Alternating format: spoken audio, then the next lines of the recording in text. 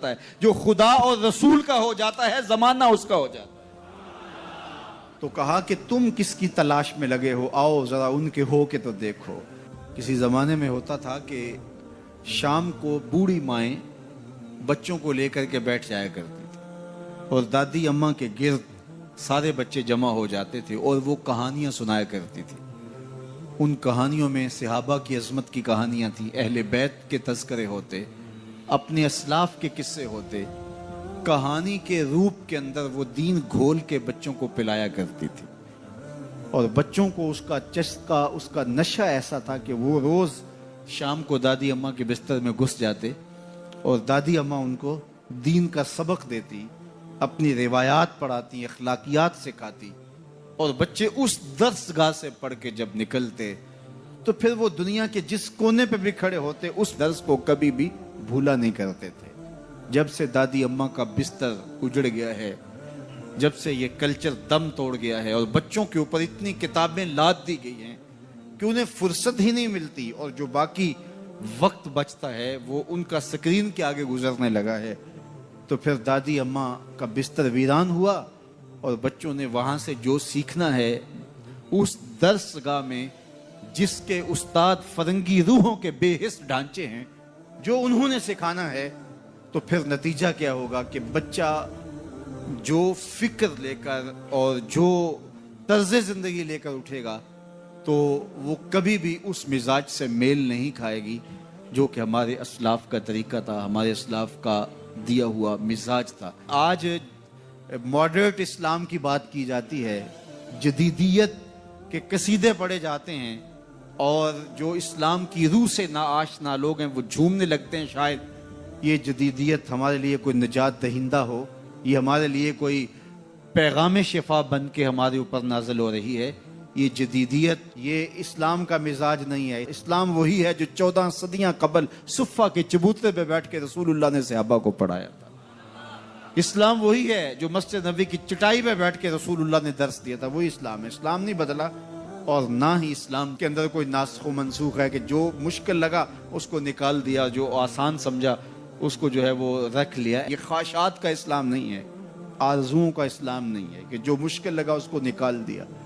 رومی نے بھی ایک بڑے خوبصورت پیرائے میں اس کی نفی کی ہے۔ کسی زمانے میں وہ لوگ تصویریں چھپوایا کرتے تھے میلوں ٹھیلوں پر، اور تو وہ اس نے کہا کہ میرے یہاں شیر کی تصویر چھاپ دو، تو اس نے وہ مشین جس میں روشنائی ہوتی ہے اس کی جب پن جسم کے اندر ڈالی اور درد ہوا تو پوچھا کیا کرنے لگے؟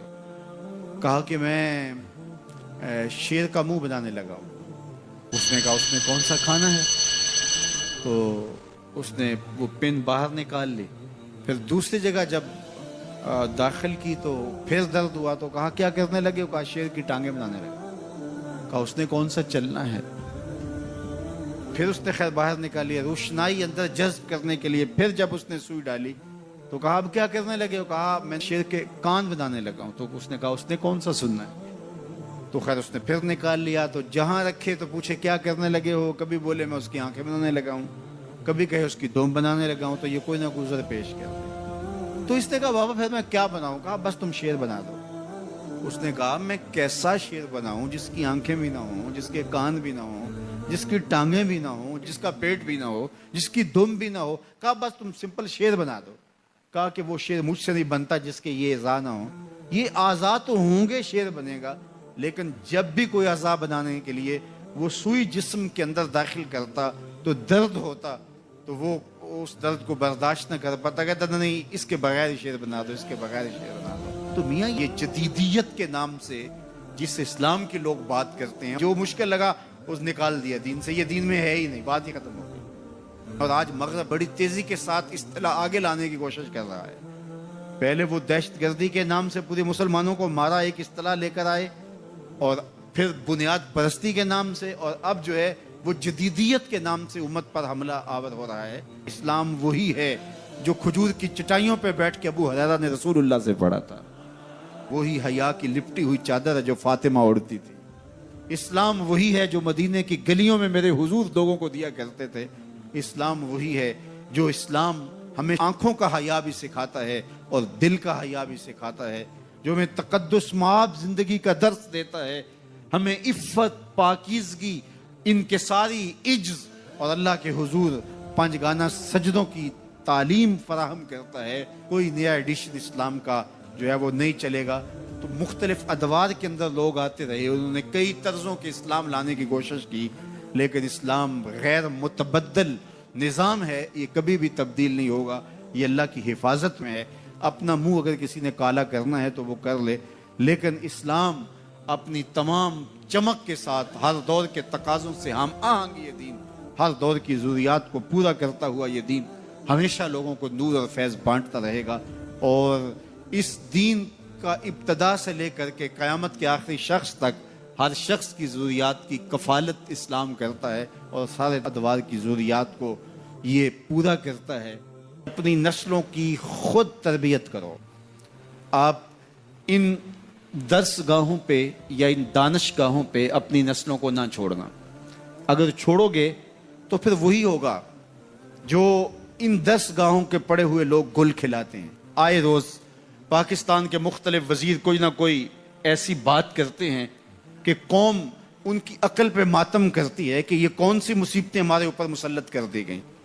اور اب وزیر اعظم پاکستان نے جو بات چھوڑی ہے اور جس لہجے میں بات کی ہے، تو یہ جو ہے وہ معاملہ اس لیے ہے کہ انہوں نے پڑھا ہی وہاں سے ہے جو مرتب کردہ نصاب ان لوگوں کا تھا جب 1857 کی جنگ آزادی ہوئی، تو جو ادھر کے لوگ تھے انہوں نے اس کو غدر کہا، لیکن ہم اس کو جنگ آزادی کہتے ہیں۔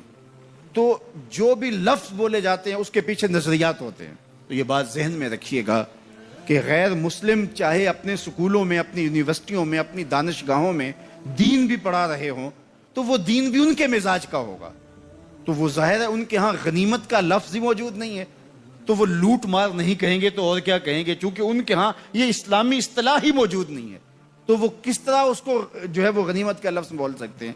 تو مال غنیمت اور لوٹ مار کے اندر فرق وہی سمجھ سکتا ہے جس نے مسجد میں عالم دین کے پاس بیٹھ کے دین سیکھا ہو، اور جو وہاں سے ہی دین سیکھے گا آپ اس کے خلوص کے لاکھ قصیدے پڑھ لیں، لیکن یہ بات طے شدہ ہے کہ اس نے جہاں سے لیا ہے تو اس کے مطابق ہی اس کی زبان سے نکلے گا۔ اقبال نے جو لیڈر کی خوبیاں بیان کی، یہ خوبیاں ہونی چاہیے: چے باید مردرا تبے بلندے مشرب نابے دلے گرمے نگاہ پاک بینے جانے بے تابے، یہ 5 چیزیں ہیں، ان میں سے دوسری چیز مشرب نابے، اس نے جہاں سے پانی پیا ہے، جہاں سے اس نے غذا لی ہے، جس گھاٹ سے اس نے اپنی غذا لی ہے، وہ مشرب پاکیزہ ہونا چاہیے۔ اگر وہ مشرب پاکیزہ نہیں ہے تو اس کے اثرات بدن پر ضرور ہوں گے۔ اس لیے اپنے مشرب اچھے کرو، اپنی اولادوں کے مشرب اچھے رکھو۔ یہ فیشن کے فلاں سکول میں ہم نے اپنے بچوں کو داخل کروانا ہے، یہ نسل کو لے ڈوبے گا۔ یہ 4 دن کی زندگی اصل ہماری زندگی آخرت کی ہے۔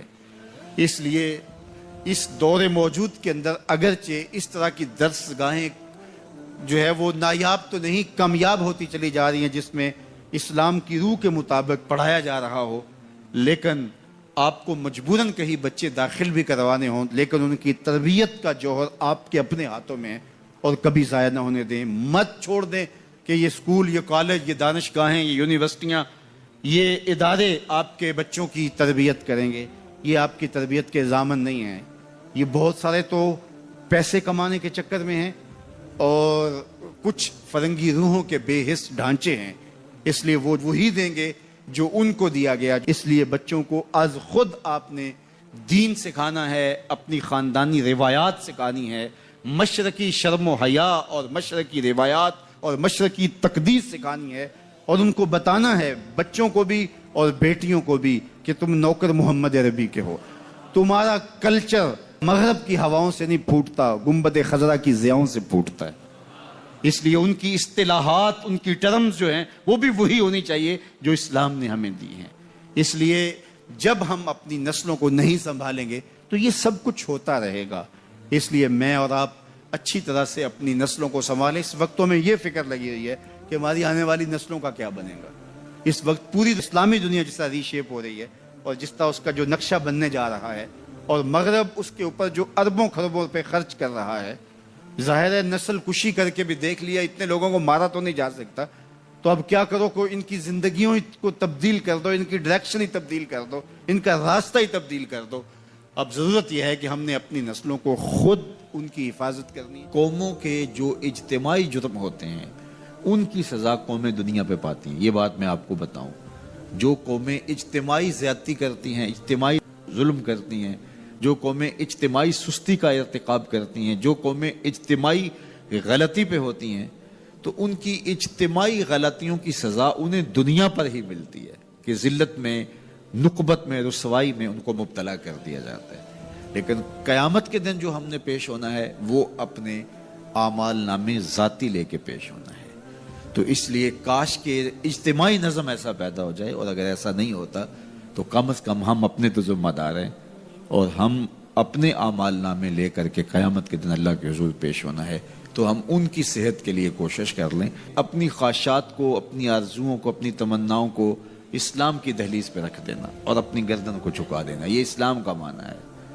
ہم جو رسوم و رواج ہیں وہ بھی اپنے علاقائی رکھیں، اور کلچر بھی ہمارا اپنی خواہش کا ہو، کاروبار بھی ہم اپنے طریقے سے کریں، جھوٹ بولنا چاہیں تو بول لیں، اور ہم مکر و فریب اور دجل و تلبیسات کا بازار بھی گرم رکھنا چاہیں کر لیں۔ جب مسجد کو آئیں تو ٹوپی پہن لیں اور نماز پڑھ کے پھر ٹوپی وہیں رکھ کے، نماز بھی وہیں رکھ کے، دین بھی وہیں رکھ کے پھر دکان پہ جا کے بیٹھ جائیں۔